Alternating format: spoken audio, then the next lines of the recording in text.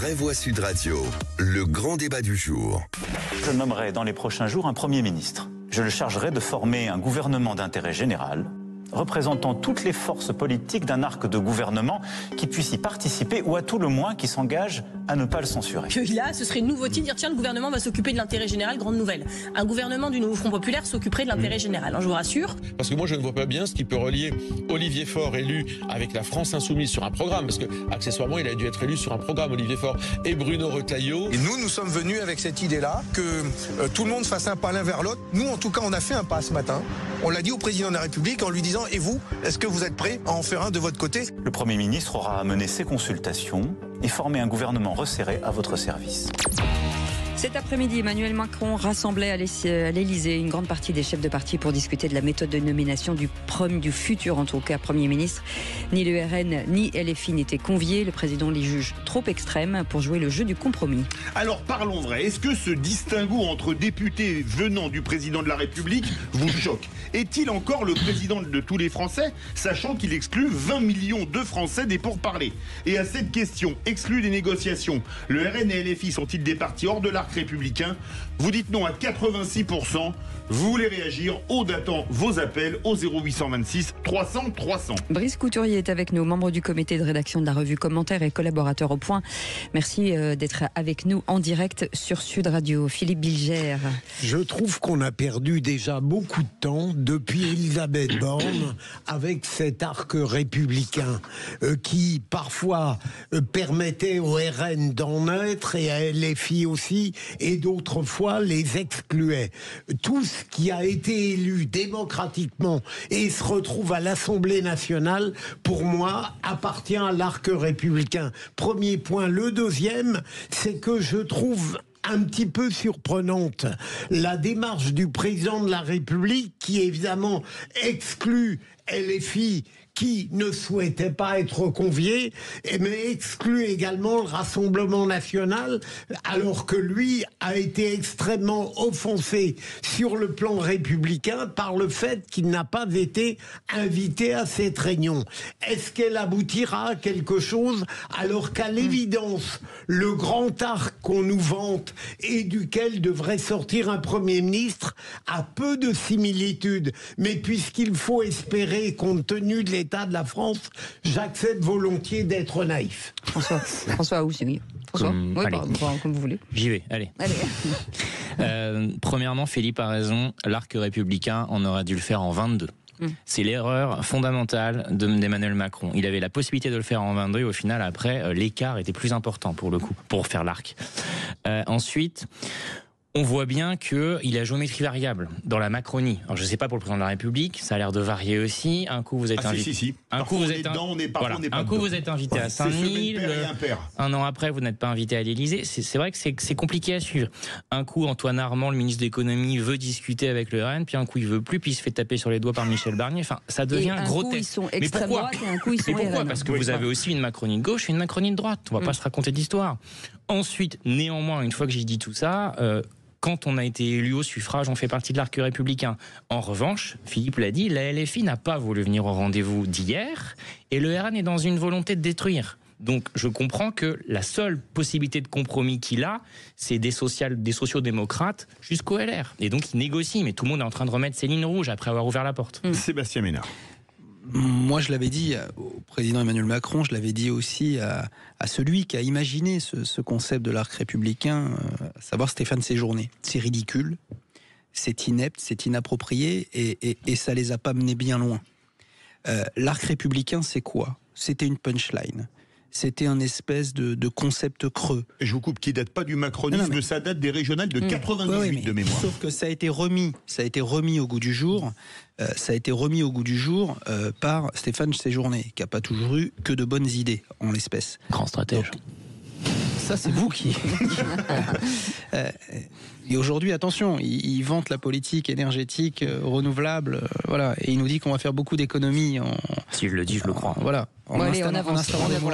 Non, mais tout ça pour dire que l'arc républicain, c'est un concept ridicule, creux, qui a déjà prouvé je dirais, plus que ses limites. C'est-à-dire l'échec patent de la Macronie, ça, Donc l'arc républicain aujourd'hui, moi je salue la sagacité de nos auditeurs qui disent qu'effectivement, dès le moment, comme l'a dit Philippe Bilger, comme l'a dit François, c'est que quand on réussit à être candidat à une élection, quelle qu'elle soit, si on est anti-républicain, on ne peut pas se présenter. Voilà. Donc quand on ne se présente pas, on ne peut pas se présenter, on est en dehors de l'arc républicain. Mais dès le moment où vous pouvez vous présenter et que vous êtes élu et que vous portez l'écharpe tricolore et que vous représentez la nation, vous appartenez à l'arc républicain. 1, 2.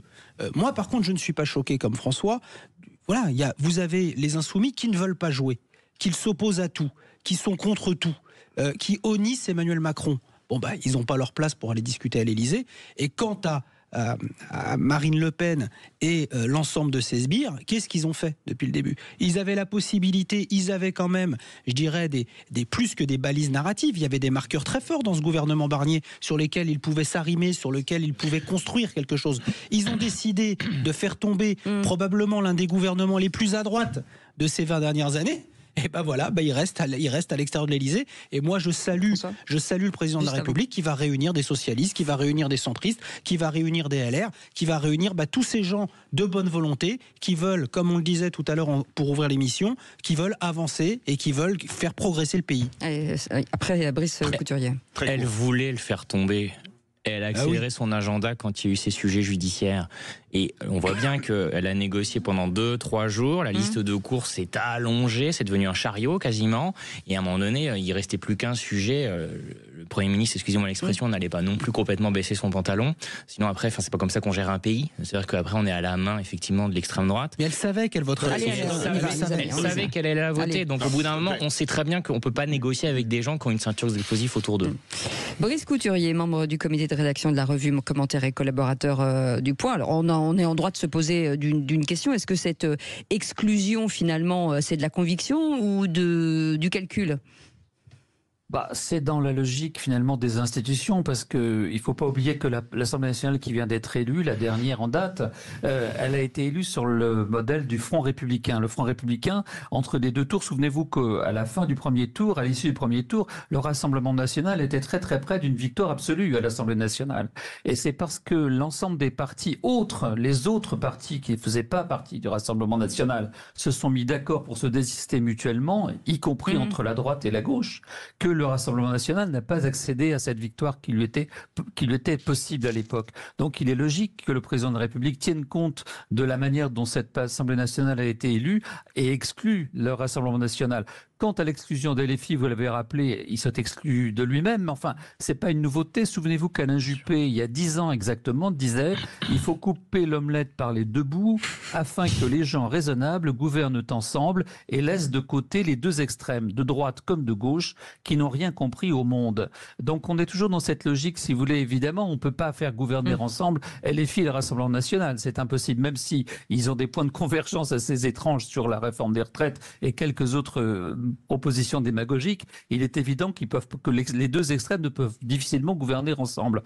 Par contre, on vient de s'apercevoir que la simple coalition de la majorité présidentielle, ou ce qu'il en reste, et de LR ne suffisait pas pour constituer une majorité et qu'elle a été battue par un vote de censure. Donc il faut élargir cette coalition, et la seule endroit où on puisse l'élargir, c'est évidemment la gauche non LFiste. Ce qui est intéressant de voir, c'est qu'en ce moment, le PS en particulier, peut-être le Parti communiste aussi, on va le voir dans l'avenir, est en train de comprendre qu'il a noué un pacte avec le diable, avec LFI, parce qu'en réalité, il est devenu l'otage de ce parti, et qu'en réalité, c'est Mélenchon. Je ne sais pas si vous avez vu je plaide pour ma boutique Le Point, mais aujourd'hui, Xavier Gorce vient de mettre en ligne un très bon dessin d'humour qui montre le Mélenchon tout seul dans son traîneau et qui dit quand les chiens qui me tiraient sont partis, je reste en panne. Ben voilà, LFI va peut-être comprendre enfin que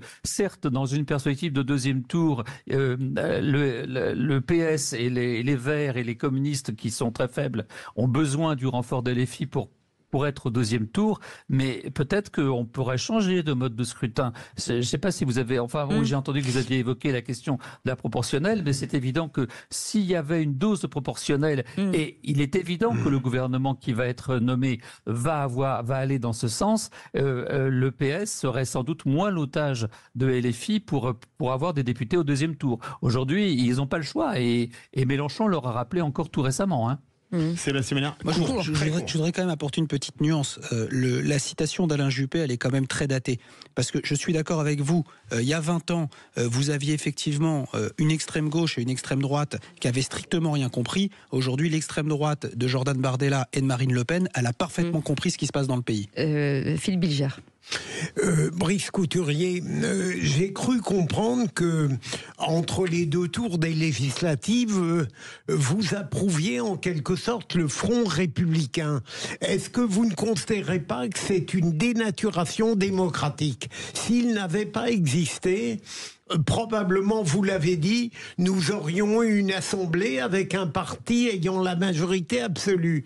Est-ce qu'au prétexte que c'est le RN qu'il fallait écarter du champ du pouvoir, est-ce que vous trouvez normal une telle démarche politique ?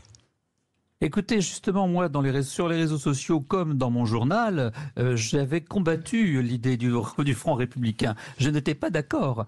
Moi, j'estime qu'il fallait exclure de cette élection et l'extrême droite, RN, et l'extrême gauche, LFI. Et j'étais très choqué de voir que des gens de droite ou du centre s'étaient désistés pour le parti d'extrême gauche. Quand on exclut de l'arc républicain l'extrême droite, on doit en faire évidemment autant avec l'extrême gauche. Moi, je constate, si vous voulez, simplement que cette Assemblée nationale, telle qu'elle se présente aujourd'hui dans sa composition, a été élue sur la base du Front républicain et que donc il faut en tenir compte. Mais personnellement, je n'étais pas favorable à ce Front républicain. Bien sûr. Pas du tout même. François Ouzillot. Déjà sur la reconfiguration de juin 24 entre les deux tours, personne n'a été obligé d'aller voter quand même. Ok, il y a eu un front républicain, mais il y a eu un taux de participation énorme et au final, on a forcé les gens à voter ni pour l'un ni pour l'autre. Donc quelque part, l'Assemblée de 2024, elle correspond à ce que les Français veulent, c'est-à-dire une assemblée de compromis. Là, en l'espèce, les socialistes ont quand même ouvert la voie il y a quelques jours, notamment avec Boris Vallaud, de faire de nouveau des compromis. Et c'est une occasion inouïe, je pense, pour le Parti socialiste de redevenir un parti de gouvernement. Vous savez que c'est pas ma famille politique d'origine. Il y a peu de chances que ça le devienne. En revanche, vu l'état du pays et vu la sinistrose dans laquelle on est aujourd'hui, ils ont une occasion de revenir et de se désolidariser de la France insoumise. J'espère que ça va quand même fonctionner parce qu'au final, l'axe central, il nous reste que ça pour contrer les extrêmes. Brice Couturier, mais est-ce que la question qui se pose pas, c'est quand même que quand on regarde l'état des voix, c'est LFI le plus gros parti à gauche? Réponse très courte parce qu'on part au 0826 300 300. C'est pas parce que c'est le parti qui compte le plus de députés que c'est celui qui doit finalement gérer l'ensemble de la gauche. Si vous voulez, on a une situation quand même assez paradoxale où c'est le junior partner d'autrefois qui est devenu le pilote de l'avion. C'est pas très normal que ce soit le parti le plus extrême de la gauche qui drive, qui gère l'ensemble des partis appartenant à cet arc. La seule solution pour avoir un gouvernement aujourd'hui, c'est que le nouveau Front populaire éclate et que ceux qui ne veulent absolument pas gouverner mais qui veulent rester un parti tribunicien et de protestation restent un parti tribunicien et de protestation. Ils ne veulent pas gouverner, qui restent dans leur coin. On part au 0826 300 300, on retrouve Laurent de Mérignac. Bonsoir Laurent. Oui, bonsoir. Alors qu'est-ce que vous en pensez, vous, l'arc républicain? Alors, je pense que il y a cet arc républicain qui effectivement n'en est pas un. Il y a comme les deux extrêmes. RN, on le connaît depuis longtemps. Le LFI, en fait, fait partie de l'extrême gauche et a été créé sur l'incompétence ou l'inaction des partis traditionnels. Je pense qu'un peu les partis comme le PS ou LR, s'ils avaient fait leur boulot en temps utile, on n'en serait pas là. Le fait qu'ils n'aient pas fait leur boulot, ça a permis à des personnes qui étaient jusqu'à présent à la maternelle sup de s'engouffrer dans l'Assemblée nationale. Donc on est arrivé avec une Assemblée nationale remplie d'extrêmes parce que les les partis traditionnels n'ont pas fait leur job et parce que personne ne se retrouvait dans rien Aujourd'hui, moi, je serais très curieux si on refaisait un vote des législatives, si les gens voteraient de la même chose. Parce que quand on voit ce qu'ils en ont fait de leur vote, c'est quand même un sacré bazar. Alors que je pense que la plupart des gens aspirent à de la stabilité.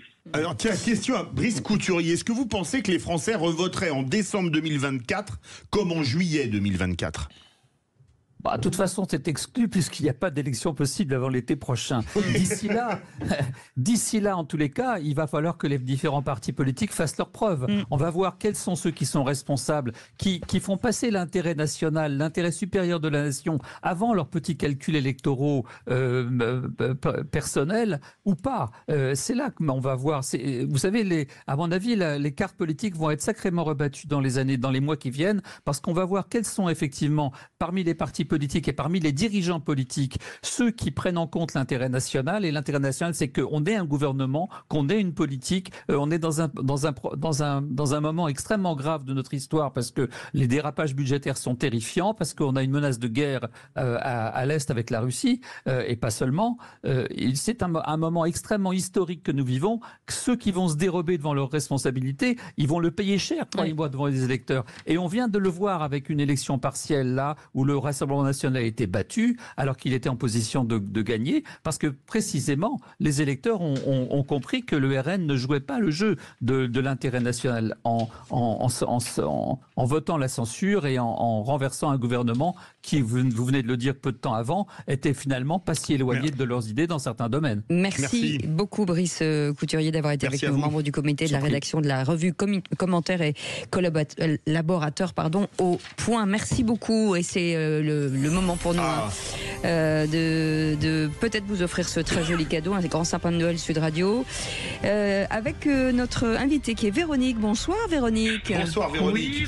Et bonsoir Philippe, bonsoir Cécile, Véronique, bonsoir toute l'équipe. Qui est de Pau, on va voir si elle a du bol. Oh là là. Écoutez, ce sont des blagues de Philippe David. Pau, est-ce qu'elle a du bol? Celle-là, elle est très forte, j'avoue. Bravo Cécile. Bravo Cécile. Magnifique, magnifique. Alors écoutez bien ce que vous avez gagné, Véronique. Votre coffret de la marque Maricor qui contient des produits de beauté d'une valeur de 120 €. Une crème Nouvelle Jeunesse, doux gommage éclat, masque Nouvelle Jeunesse aussi, mais aussi votre cadeau d'un montant de 50 € chez Etam. Alors ça, si c'est pas Noël, je ne m'y connais pas. Trop contente. Merci beaucoup. Magnifique. Vous faites quoi dans la vie, Véronique? Agricultrice. Magnifique. Voilà. Avec Etam, une agricultrice qui deviendra encore plus sexy. Vous faites quoi? Du bovin, de l'ovin, des céréales? Des céréales, des bovins, voilà. Ça c'est beau. Ouais, c'est beau, c'est beau. Même les céréales dans le. Non, mais vos bovins, c'est quelle race? Moi, j'adore les bovins. Les blondes. Ah, des blondes d'Aquitaine, ça c'est délicieux. Ah bah ça, les blondes, je suis d'accord. Surtout dans l'assiette. Moi, je suis pas blonde. Oui, mais moi, ça me va très bien. Voilà, ça vous fera. Je viendrai chez vous, ça vous fera une blonde supplémentaire. Véronique. Vous êtes formidable. Franchement, je vous écoute toute la journée. Merci, on est très, très heureux de vous compter. En tout cas, on vous souhaite de très belles fêtes de fin d'année, Véronique. On vous embrasse très fort. Moi aussi, je vous embrasse. Et merci d'avoir joué avec nous. Et on comprend pourquoi Véronique est si douée pour tailler une bavette comme elle élève des blondes d'Aquitaine. Oui, c'est ça. Allez, coupez-lui votre micro.